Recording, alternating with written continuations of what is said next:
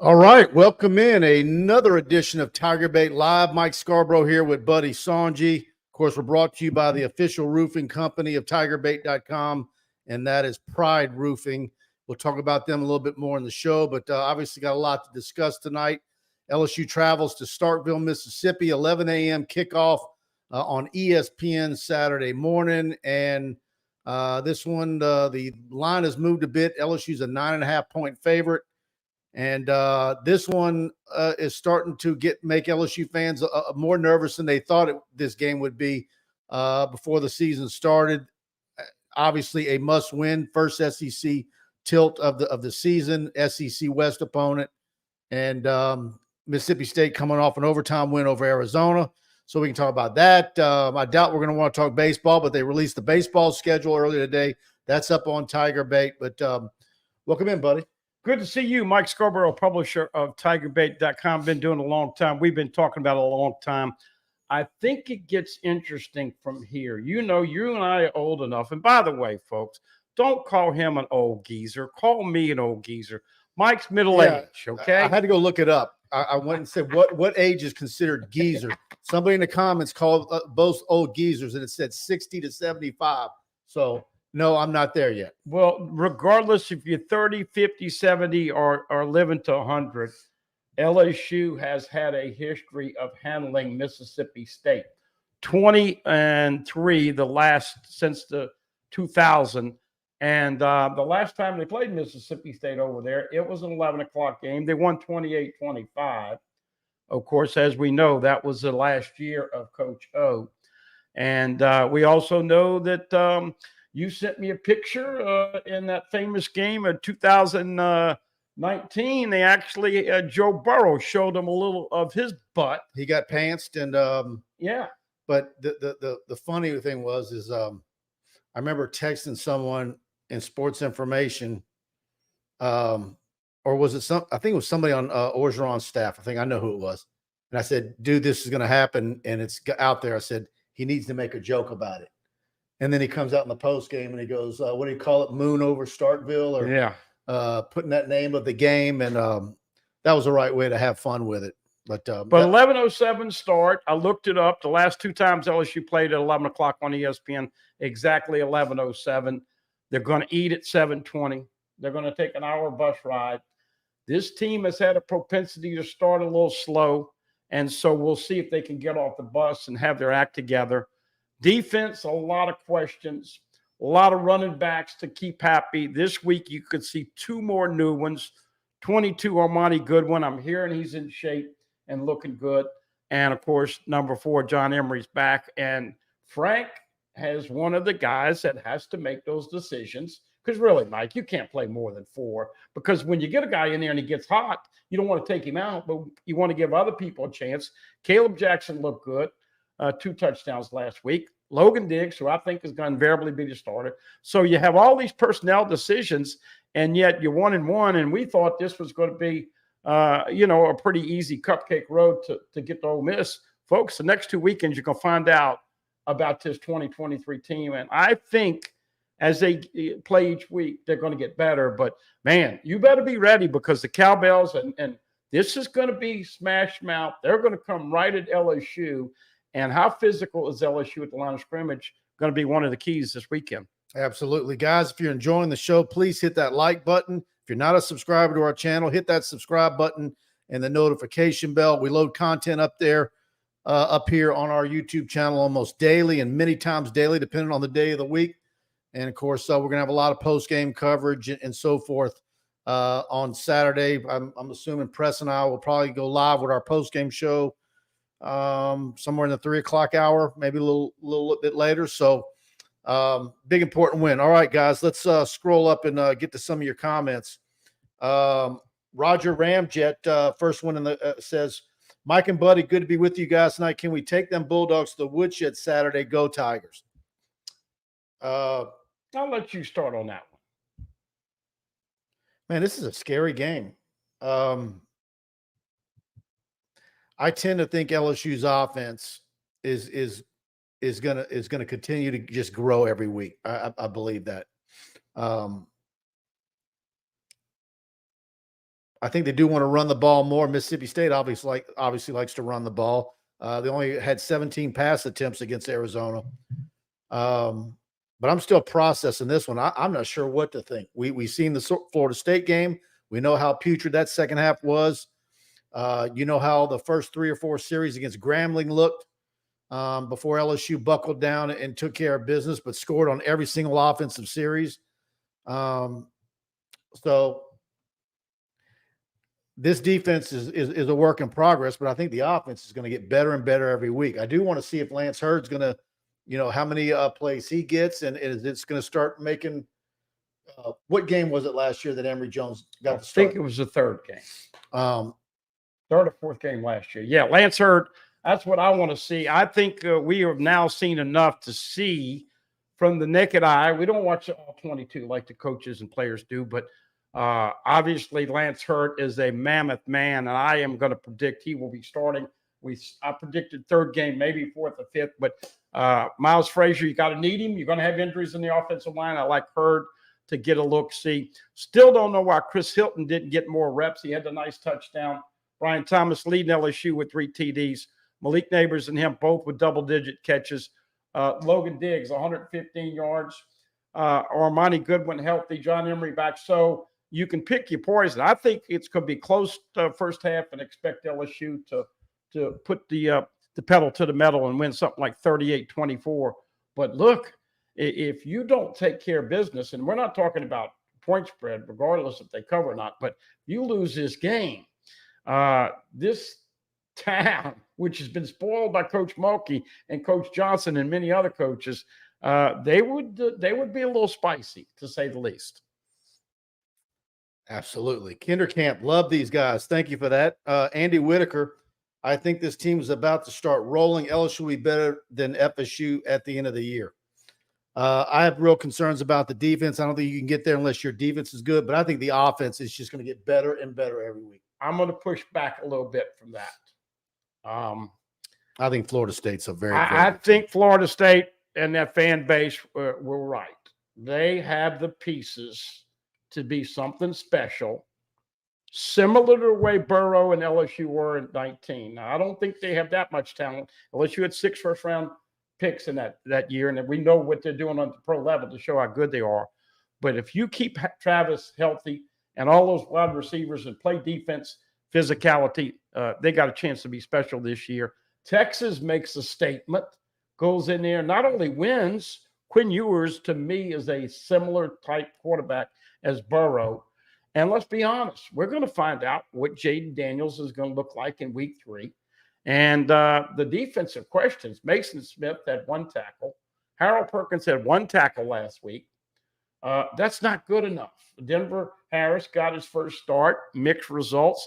I think it's a work in progress, but you should still be able to beat Mississippi State. Then you got Arkansas, 6 o'clock the following Saturday night. LSU did not beat Arkansas last year with KJ Jefferson. He will be playing unless he gets hurt this weekend. Raymond, good evening. Does the injury to J.K. Johnson seem bigger now given the struggle at cornerback? No.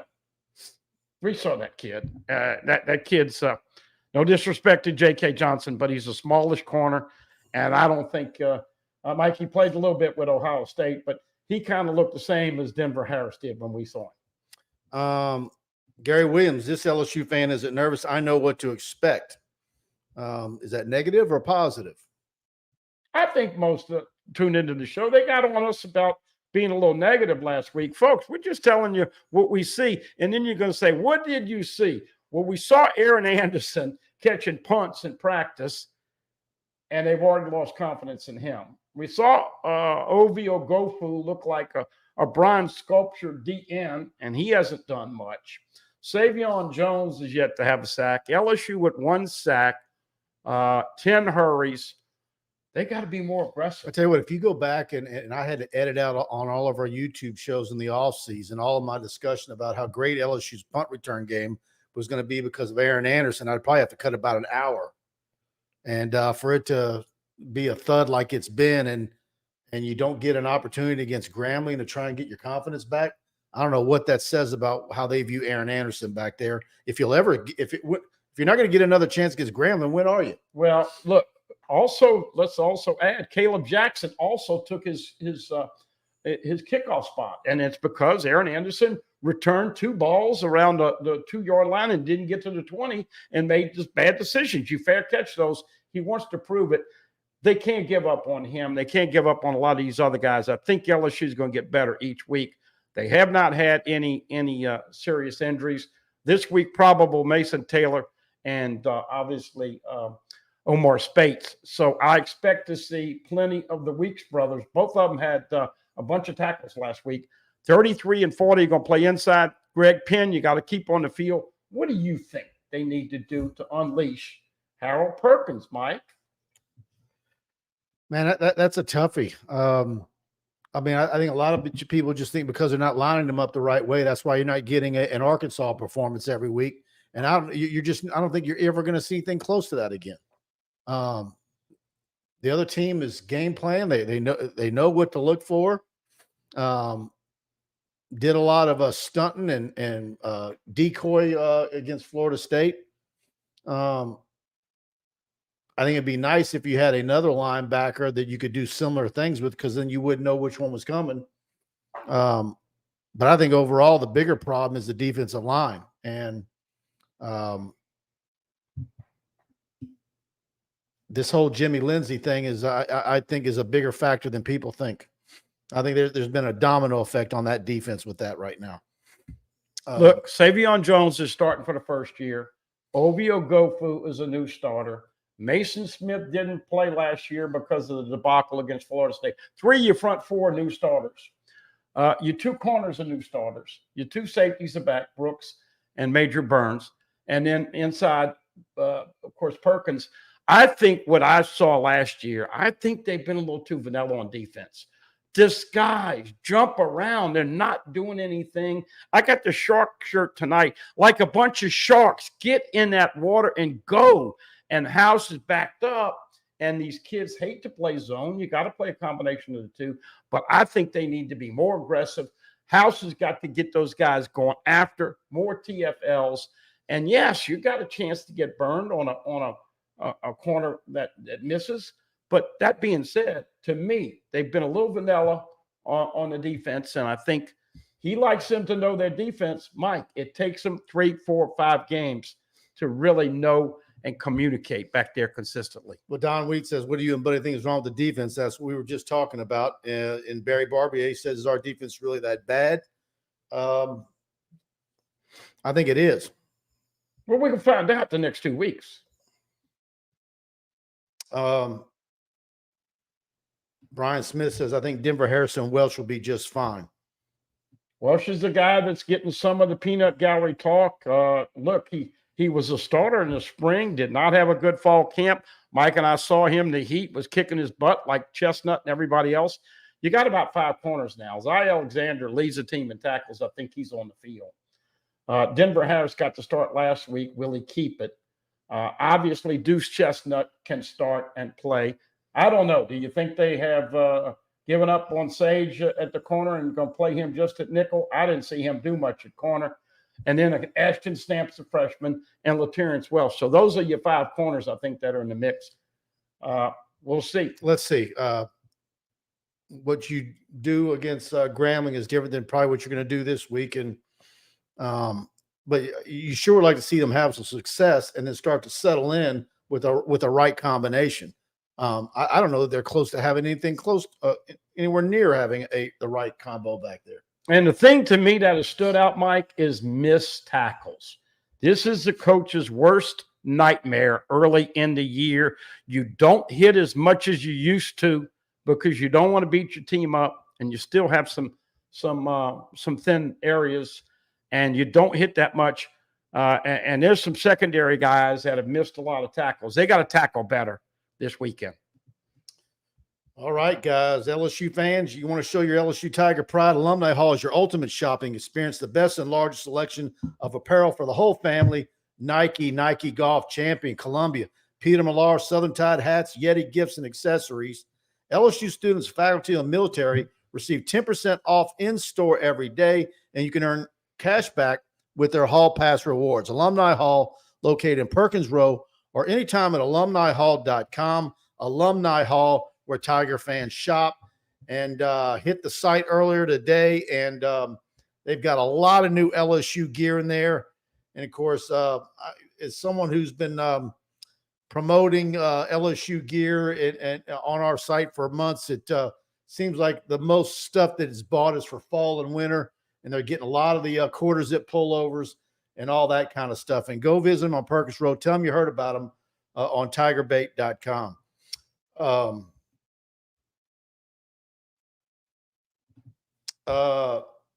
Fire 3449. Mike, does the firing of the West Monroe head football coach hurt LSU recruiting efforts up there? I don't think so. I to be honest with you, though, I haven't been following it. Have you? No, I have not. But I will say this: Brian Kelly has stressed he is going to recruit every part of the state. By the way, before the show, Mike and I were talking about it, and you never know how this season is going to go. Now, look, I think people have been a little disappointed with what they've seen the first two games. It's hard to judge last weekend. But these next two weekends, you get a little more momentum. You start to host these guys on visits. And if you win 9 or 10 games, then you're going to be okay. But there are some areas that we all know in defensive tackle and specifically D-line that you've got to recruit. Mason Smith could go. Mekhi Wingo could go. Jordan Jefferson is going to go. And Savion Jones, if he has a big year as a junior, could go. So that, to me, is what I see. You certainly, you're an expert. Where else do they need to concentrate on this class? And only one D lineman committed right now. That's the biggest issue for me, D line, and there's just no way to soft pedal that. I think that's going to be a problem. They've got to have. I mean, look, this Jimmy Lindsey thing. Still keeping them in your thoughts and prayers.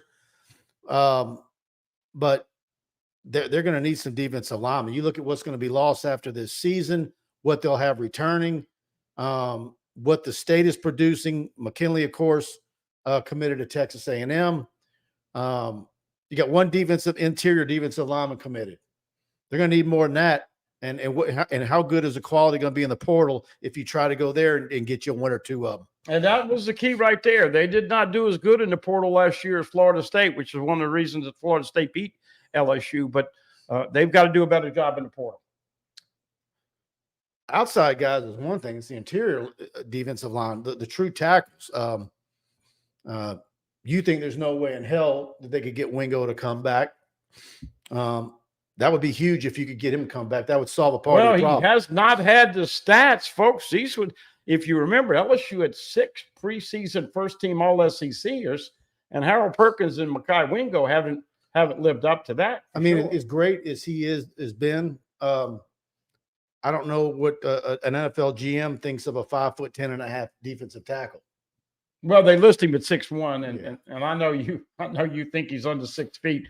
But no, I just said that if he plays to the All-American and All-SEC, he probably will go. I don't think anybody would say definitively right now. Mason Smith can't go unless he starts playing, shows he's healthy, and makes some tackles. Harold Perkins, though, you got to find his niche, and you got to find a way to put more pressure on the quarterback. And I'm hoping that Matt House can dial it up a little bit. But this weekend is all about line of scrimmage. Point of emphasis is stopping the run up the A gap. If you don't wrap up Marks, their running back, he will burn you and punish you when he gets into the secondary. Jawan Hearns, this defensive line recruitment is piss poor to say the least. Brian Kelly has not addressed this concern. Yeah, American Patriot with a super chat, $4.99. Thank you. They need to let JD play his game. Keeping him in the pocket isn't working. BK has not had a successful NFL quarterback in 30 years. Run, Jaden Daniels, run. I like seeing Jaden Daniels move out. I agree. I think the offense is going to get better every week. I just do. I think you've got to let that thing's going to get better and better. Just got to – the wide receivers don't drop balls. I think it's going to get better each week. I believe that. And I'd like to see them get rid of it quicker. We saw a lot of dink and dunk, bubbles. This weekend, I'd be disappointed if they don't throw to the backs out the backfield more. Logan Diggs and all those guys can catch the football. Malik Neighbors, get him in space, reverse, and all that other stuff. I think you open up. You don't need to show any of that against Grambling, but throw the ball to the backfield. If Mason Taylor doesn't go, then Mac Markway, Jackson McGowan, and obviously Pimpton, who played a little bit against Grambling. You'll see those guys. Thank you for that super chat, American Patriot. And holy smokes, Trucking with Casper rolls in with $100 super chat. He says, love the show as always, Mike and Buddy. We are getting a W this weekend. Any recruiting news? Who's in line to be our biggest commitments in the next cycle or two? Well, let's toast. Yeah, thank you. Trucker. Thank you for that, Casper. Casper, you're a damn good, loyal viewer, and I know Mike appreciates it and appreciates all you people out there, because look, we just try to tell you what we think is going to happen. And I sat here like a DA and said number one, Aaron Henderson and Omar Speights were going to kick it up a notch. I think they got a chance. I think that we have a tendency to judge. Let's see them get better. But, man, there's a lot of pieces to the puzzle, and I think it's going to take a couple more weeks to figure out where to put everybody. Well, you're sitting at 24 commitments for the class of 2024. I know one of the networks took Xavier Atkins off. I don't know if they put him back, but I'm told that one is not so fast, that one is going to likely stick to LSU. We'll see how that ends up playing out in the coming weeks or months. So when you start looking at cycles, I think, first of all, we're talking about defensive line on this show a bit. And, you know, if you're not going to flip a couple of the kids in Louisiana that are committed elsewhere, Relaford to Texas, McKinley to A&M, and you know what's in the state of Louisiana, is there somebody out there that might they offer that could earn one? You know, is there a Dylan Carpenter out there type of kid? We'll see. So I think they're going to end up having to go on the portal. I think part of the problem with defensive line is the state's just not putting those out in big numbers. It's been the oddest thing. I mean, you remember there were stretches of years where you couldn't buy an elite offensive lineman in the state, and now Louisiana's had most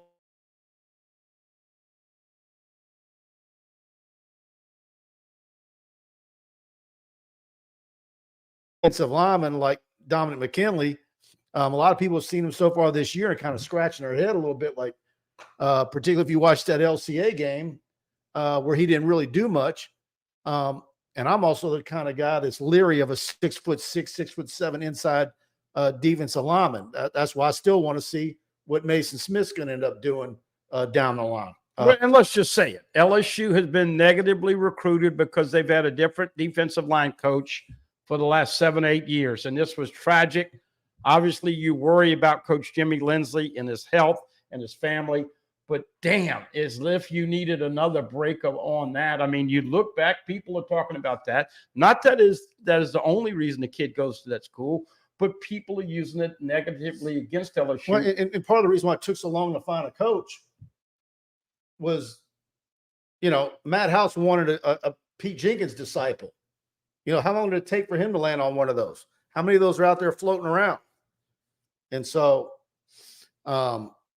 you can book it when you're sitting there trying to recruit a defensive lineman. He's saying, well, who's going to be my coach? Well, look, Chad Lavallee, Marcus Spears, Marquise Hill, Kyle Williams. I mean, you can go on and on and on. Darcy, I mean, the state of Louisiana, as you alluded to, although Mike and I have been doing this show so long, Ernie Batto was a guy that LSU desperately needed, and he just wanted to go out of state, didn't give LSU even a look-see. Cedric Van Pran, the great center from Georgia, who came back for his last year, he didn't want to give LSU a chance. Pittman. Thomas Pittman, who I predicted 80%. He decided to go to Auburn. So, of course, his brother got a national championship ring. Yeah, that's right. So, but look, that is an area they're going to have to kick up a notch. And you think if they start to win, start to get some momentum, get Tiger Stadium back to rocking again, then there's an opportunity to salvage. What are you thinking? Is this going to be possibly a top 10 class? I think it is, but I think they're going to need to flip somebody down the line. Okay. We'll see. I I think they're going to have another banner year in the portal at a couple of spots. Fitzgerald West, Quincy Wiggins, Jalen Lee, all those guys are in the game with the fours. In the game Saturday night with the fours. Yeah. I mean, we saw Jackson Howard come in the game before Quincy did. Yeah. Oh, no, I'm just saying those are guys that are going to be backups next year. You got to get some stars in here at the D-line. You did. Other guys, of course, obviously next year, Bryce Underwood at quarterback, Joe Sloan doing a fantastic job there. Buddy and I talked about him earlier today on Buddy's show. A lot of people getting nervous with Colorado and Deion Sanders. Let's see what course that takes. Obviously, the strength in Louisiana next year is at running back with Simon and Harlan Berry. Yeah. And Ford's on the outside looking in. We'll see. My worry with Ford is how heavy he's going to get. I think he needs to trim up some. I really want to see Opelousas this year, but James Simon and Harlan Berry, obviously two there. And Teron Francis, obviously from New Orleans, a wide receiver. I like the way Louisiana stacks up better next year, but I think my biggest concern right now is because I think you're going to have the quarterbacks. You're going to have the running backs. You like where the position of tight ends going right now, and that group is young. A young offensive lineman with depth. You got to get the DBs and you got to get some defensive tackles. To me, that's your issue right there. By the way, Colorado, the big national story with the 2 wins right out of the gate. They play Colorado State this weekend. Should not have any problem. That will be a late game. I want to say 8:30 and 9. But then they play Oregon and USC week 4 and 5. That's when we'll find out what they really have. Trucking with Casper, thank you big time for that very generous super chat. Yeah, Josh Forbes, Trucking with Casper coming in hot. Yes, he did. All right, let me scroll down, guys. Obviously, we got a lot. Creek Dweller, love y'all's show. Thank God the season is finally underway. We got a game, got a night game against the Razorbacks. I'll be there cheering out a Tigers victory. Yeah, I like that game time, and that was some great news earlier this week.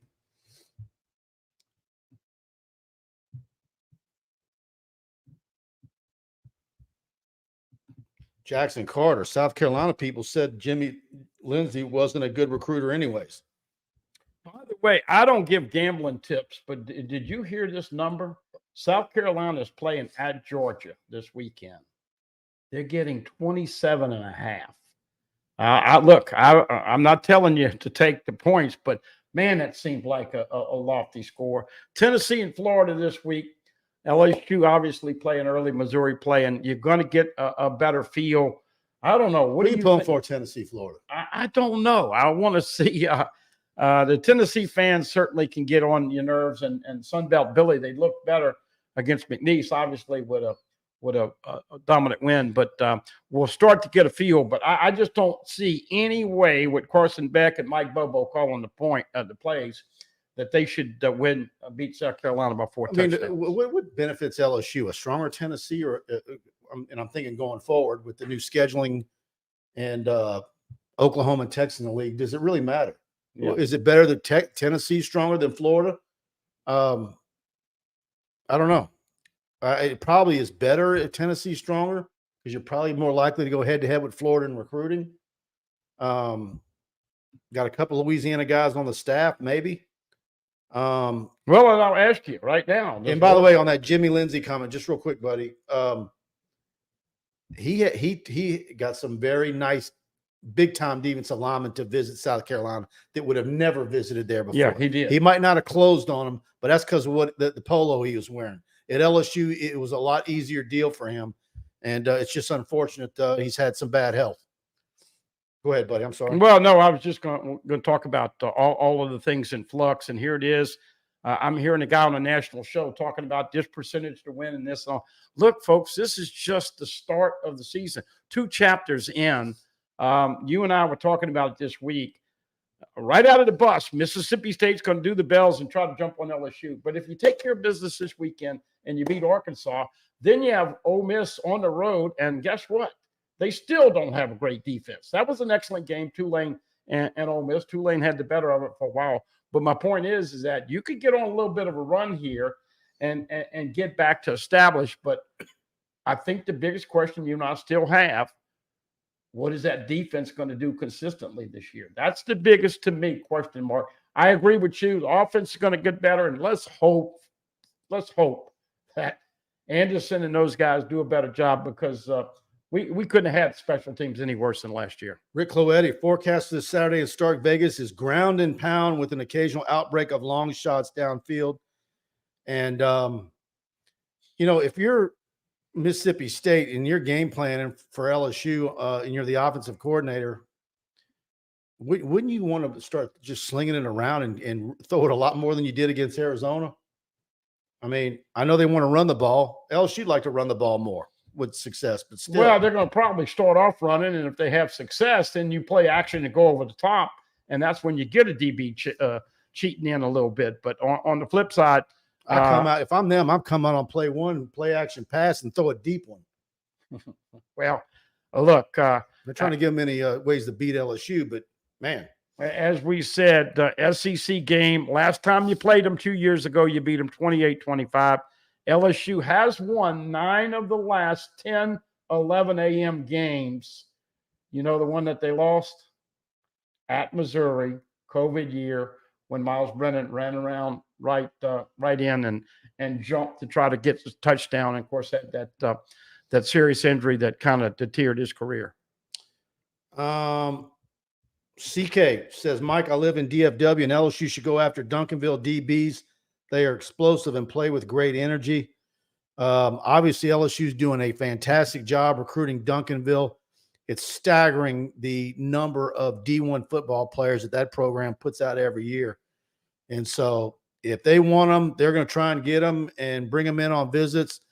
It doesn't hurt that you've got 2 high-profile players on that current team that are heading to Baton Rouge. And so we're going to see how that plays out in the coming years ahead. But obviously, the LSU coaching staff is doing a fantastic job there. And it's not just Steeples and others. I mean, Frank Wilson, that is the one thing that's different about Frank Wilson now than it was when he was here under Les Miles.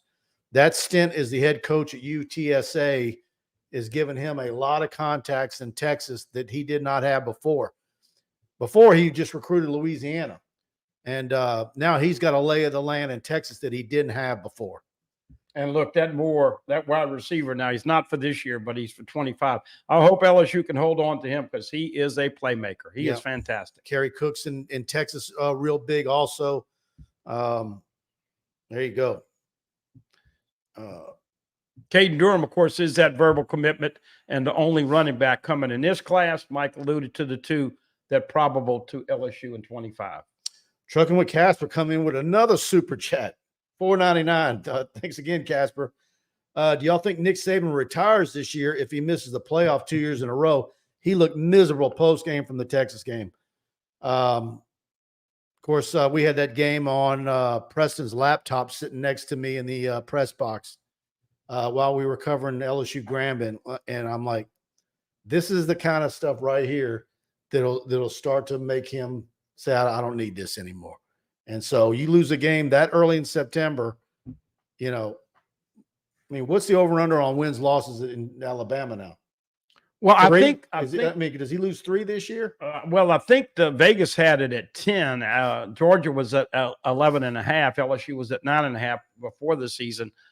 Look, I think we all are being honest when we say that Nick is aged like a lot of coaches have. He's going to go down as the greatest ever, but does he still have the impact? Is the playing field leveled now because of the transfer portal and NIL? Used to be a lot under and around the table. Now everybody's over the top with the money. But he's got 2 coordinators now. Tommy Reeves is a 31-year-old being an offensive coordinator in the SEC for the first time. He's got a quarterback that can't really throw it that consistently. and then Kevin Steele in the I mean, defense. you look around, and you're like, man, all of a sudden, we're talking about Mississippi State making LSU fans nervous. I mean, there's a lot of SEC games on their schedule that should make them nervous. Even if you're picking Ole Miss near bottom of the league, I mean, there's some games that they can lose with that offense struggling the way it is. And that was not a cheap win by Texas. They deserved that football game. You look, got a great quarterback. Sark has done a great job. Man, this is going to be interesting when Texas and OU come in. But is he ready for retirement? Father Time will help make him that decision, and his health will make him make that decision. But I think if he wins more, he's done. And what do you think? If he goes 9-3 this year, doesn't make the CFP. I can see that, but there's also a big part of me that's like, that's not the way he would want to go. No, out. he don't want to go out that way. So who knows? He's too much of a fighter, and I don't know, man. It's maybe it could be a health scare, but to me, it would be like, no, I'm gonna.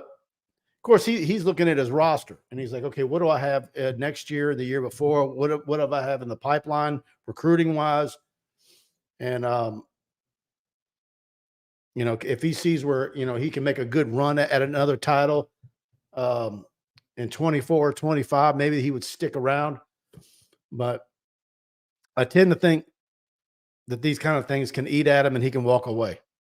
But I can also see that he's going to want to fight and not give in. It is a different world we live in. I don't know if you said anything or even noticed it, but after the game, one of the Alabama wide receivers got on his Instagram account and was hamming it up and had the girl in the background and all this other stuff. You don't do that. He got an ass chewing for sure. But my point is that Nick can't control all the elements that he's used to controlling. And I think that his days are numbered, but only Nick and the good Lord know when it's going to be. But I would not bet over 2 more years after this year. Would you? No. Casper, thanks again for that. Thank you, Casper. For that super chat. It's that time on the show. Let's hear from Mike and Alex.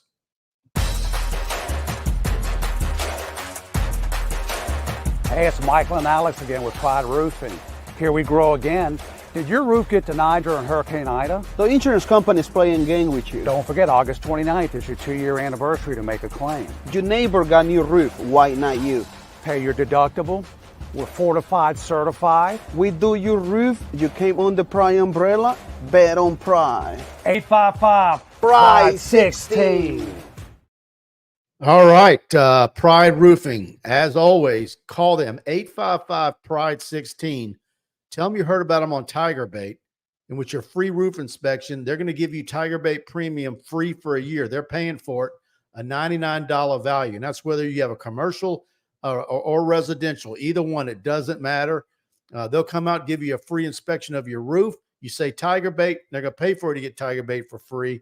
And, of course, anywhere in South Louisiana, based in Hammond, rode by their growing office right there on Government Street. And, of course, real big on the North Shore, an office in Houma. And talked to Mike Faraday a couple of weeks ago. Their new place right in the heart of Hammond is where they're housing miles and miles of high-end shingles. And nobody's going to touch them for in-stock shingles. A lot of people need new roofs in a hurry. They call a roofing company, and they're told it's going to be 6 to 8 weeks before they can get the particular shingle that they want for their house in whatever shade you pick out. And they've got it all at Pride Roofing in stock. They're constantly rolling in 18-wheelers and filling their yard up, so that way there is no wait.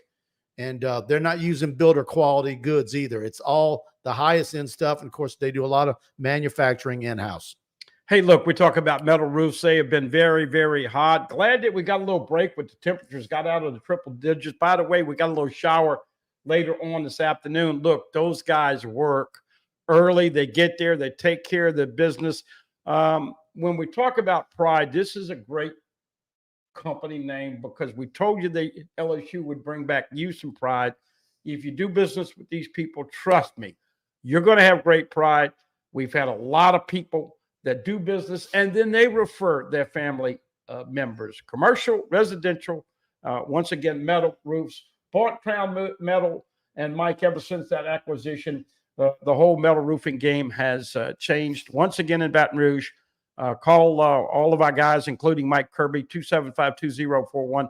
Anywhere else, 855-PRIDE-16. Tell them Mike and Buddy sent you over. You will not be disappointed because they care and they take great pride in the job that they do for you out there. Absolutely. Trey Pontown with a super chat. Good evening, fellas. Love the show. Go Tigers. Thank you, Trey, for that. Creek Dweller with a super chat. Another one. Thank you for that. Let me scroll down and get caught up.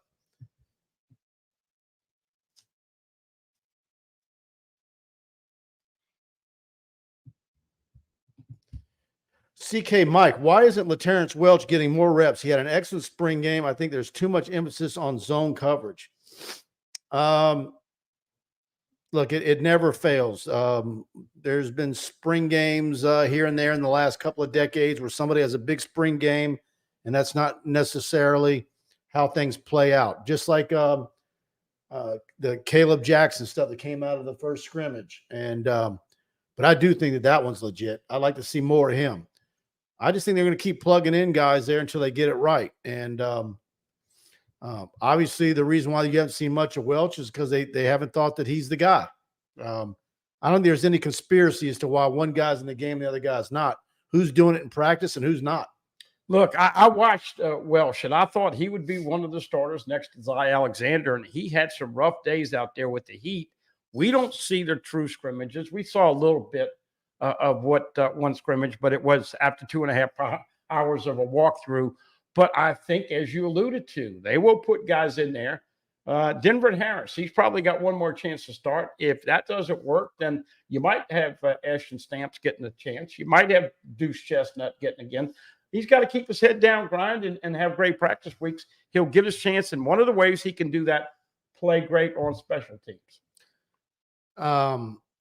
When this staff was put together by Brian Kelly, we thought that Denbrock was going to get the most heat, and seeing a lot more heat coming to Matt House's direction. Yeah.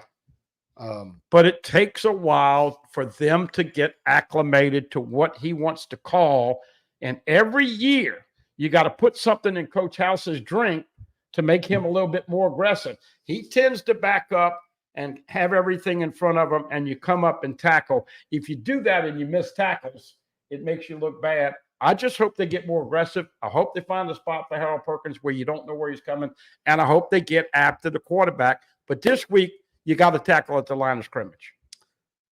Eric DeLion, fellas, it seems Brian hasn't had the team ready to play the first game of the year 2 years running.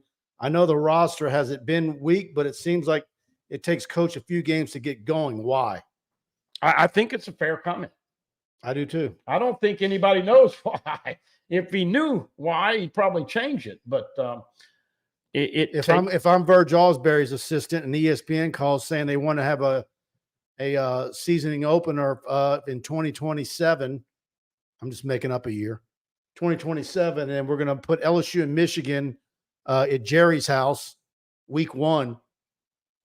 I'm saying no, not unless I got a week 0 game. Well, you wasn't making up the year because in 24, they're in Vegas to play USC. In 25 and 26, they play Clemson home and away. So 27 in Michigan. But Coach Kelly was asked about that 2 weeks ago, and he said Verge Osbury does most of the scheduling. I'm sure they've had that conversation. It's great for the LSU brand, but 4 consecutive years they've lost their opening game. You'd like to see them beat USC. Caleb Williams will be gone, but you know they always have great offense. I don't know. I think the week 0 in the cupcake game definitely has some benefits. But I'm not liking that game now that we talk about it. The opener? Next year. Well, look, I just want to see them get along, but they've got to kick it up a notch right now, folks. Playing and recruiting. Out of my league with Nick Diaz. Nick's a good dude. Mike Charles Handler alluded to interpreting BK's comments last week that there might be a Handler family member of Harold Perkins influenced Perkins to play more inside linebacker. Have you heard? Look, I don't think there's anything wrong with Harold Perkins saying, look, man, my future is at this position. This is how I need to be used. And I need to be developed this way. You don't want him to be a one-trick pony. I mean, I don't know. I'd like to know how that's being said. I mean, look, I hear a lot of things out there. This NIL business is a lot uglier than people think. You've got players out there, and I'm not you bringing up Harold. I'm just bringing up others. You got players out there saying, if I don't get $40,000 a month, I'm transferring. You've got a whole lot of prima donnas, and it's not just at LSU. These kids are holding a lot of cards now with no penalty for transfer and having to sit out a year. And Harold Perkins' best friend is Denver Harris. And Harold, I'm sure, had a discussion and said, let's give him an opportunity. By the way, it was the weirdest thing. They panned down to the sidelines at the end of the game, Mike. Harold Perkins was right close to Brian Kelly. Denver Harris was right behind him. Harold was happy as can be. He only had one tackle. The old Harold would have had the screaming red ass. I'd have the red ass if I only had one tackle and I was Harold Perkins against Grambling. So something is going on, and they better get it right, because if you minimize him, who's going to be your playmaker on defense? Who are they going to be looking to stop? And I keep saying this, but LSU's got to be a little more aggressive, a little more physical, and make some more negative plays. And, of course, that always talks about turnovers and takeaways. Koala, koala, koala insulation.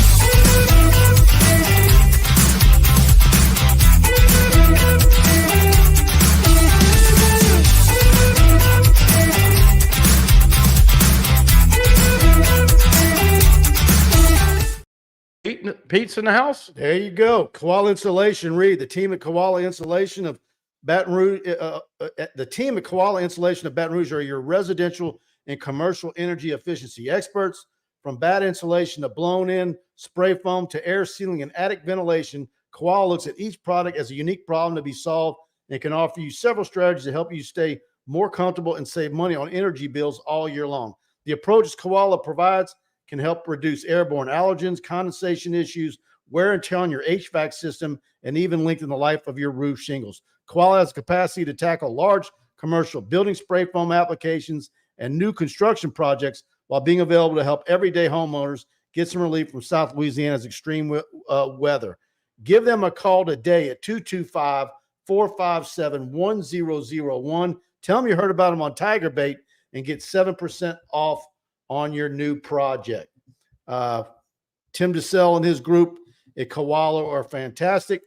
I can personally vouch for them. They did some work here in my house, and it was amazing the work that they did and how quickly they responded to calls. And we're out here with a quote. And once I said to go ahead, they were here doing the work. Great new sponsor. Absolutely. Give them an opportunity. Absolutely. Kindercamp with a super chat. $4.99. Thank you. Derek Stingley shutting things down 2 years in a row. Take the pride of the defensive backfield with him. DBU. Yeah. He was an All-American in 19 and then struggled in 20 and 21. Do you know this, folks? And I don't say this to bash the kid. The kid never scored a touchdown at LSU. You know, there was all this talk about being a two-way player, and that kid from Colorado is doing an incredible job. Travis Hunter playing 120 plays. But I think, Mike, we said this, and we were not trying to be negative, but this is not your typical secondary. But you have to understand, you had to bring in 5 DBs last year. You lost 4 of them. This has been 2 years in a row you have to rebuild. And now you've got Jawan Johnson coming in. You got all these guys coming in. You have this depth. I think they'll be better, but this is something that I think you're going to have to outscore people most of the year, don't you? Absolutely. I don't think the secondary all of a sudden is going to lock down and shut down people. That LSU offense needs to have the goal to score 50 every game. Well, certainly in the high 30s or 40s. Thank you for that super chat, Kindercamp. Trey Patan in with a super chat. How concerning is the DB room and just 3 transfers, 2 cycles in? Haven't seen recruiting DBs like in the past. Losing Raymond has hurt LSU. You're the expert on court. Well, look, I don't know where if Corey Raymond's not being at LSU is the problem. Look at who's been in the state of Louisiana. Who have they lost in the state of Louisiana? It's another deal where the DBs have not panned out in the state of Louisiana, which is really odd. So that position has got to get better. We're going to see. It's I don't think this is a discussion that's going to end in the next week or two. Well, I think it's going to be all season long. And I asked you on the radio show today if they will keep Wardell Mack and that verbal commitment. Look, I think Corey ran into the same thing that Brian Kelly ran into at Notre Dame. When you're somewhere over 10 years, you know, and let's be honest, everybody knows Corey wanted to be a DC. He got pissed off a couple times when he didn't get the DC, correct? And so he was ready for a change, probably wasn't appreciated. But, man, when you're an assistant coach that long and you don't move up, he probably felt slighted. If he starts getting every five-star DB from Louisiana to Florida, then I think you could say he missed it. Right now, I hadn't seen it. You can't become a DC when Dave Aranda throws his weight around when A&M calls to come join that staff. And he says, okay, I'm going to stay for more money, but I'm also demanding that I have a safeties coach, where you take safeties away from Corey Raymond and he only has corners. Mm-hmm. So I don't think he's been there long enough with Billy to establish that LSU has missed out.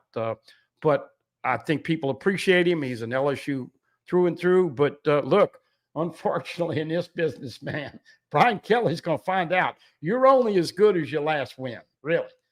Week to week, you can tell. He'll get a little nervous up here and down there if LSU doesn't start to win these games and look better. I mean, Matt House is getting a lot of, you know, I mean, we've had the last week, I don't know how many times Dave Aranda's name come up. People looking, hey, if Baylor cuts him loose, can LSU get him back? Come on. If you get a head job or you're going to go back and be a DC, I cringe when people say yeah, you will. No, he'll get another head job somewhere. I don't know, man. He can't recruit worth the crap. Well, he's not the prototypical. No, man. He's a. But look, you still have Matt House for $2 million a year for all that. Got 6 people show up for his speaking engagements. He's boring. Oh, there's no doubt. There's no doubt about that. But I don't think he would want to jump back in and be a DC at Baton Rouge. He's been there, done that.